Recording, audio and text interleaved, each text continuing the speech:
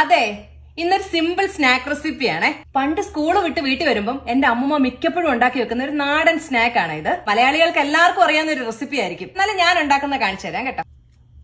ഏത്തപ്പഴം ഞാനിങ്ങനെ കനം കുറച്ച് സ്ലൈസ് ചെയ്തെടുത്തിട്ടുണ്ട് കേട്ടോ. ചൂടായ പാനിലേക്ക് 1 ടേബിൾ സ്പൂൺ നെയ്യ് ഇടുവാണേ. ഏത്തപ്പഴം അടിക്കടിക്ക് വെക്കുവാണേ.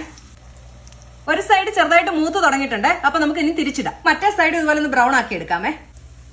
ഇതിൽ മിക്കവരും പഞ്ചസാരയോ ശർക്കരയോ ആഡ് ചെയ്യാറുണ്ട് കേട്ടോ, മധുരത്തിന് വേണ്ടിയിട്ട്. ഞാൻ മാക്സിമം പഞ്ചസാര ഒഴിവാക്കുവേ. ഇതിലേക്ക് കുറച്ച് തേങ്ങ ചേർത്ത് കൊടുക്കുവാണേ.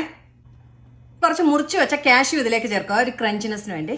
ഏലക്കയുടെ ടേസ്റ്റ് ഇഷ്ടമുള്ളവർക്ക് ഒരു നുള്ള ഏലക്കപ്പൊടി ഇപ്പൊ ചേർക്കാം. ഇത് ഇത്രയേ ഉള്ളൂ, നമ്മുടെ പരിപാടി കഴിഞ്ഞു കേട്ടോ. ഇന്ന് ഉച്ചയ്ക്ക് എനിക്ക് തീരെ വിശന്നില്ല, അപ്പൊ ഞാൻ ലഞ്ച് അങ്ങ് സ്കിപ്പ് ചെയ്തേ. വൈകുന്നേരം ആയപ്പോഴത്തേക്കും ഭയങ്കര വിശപ്പ്.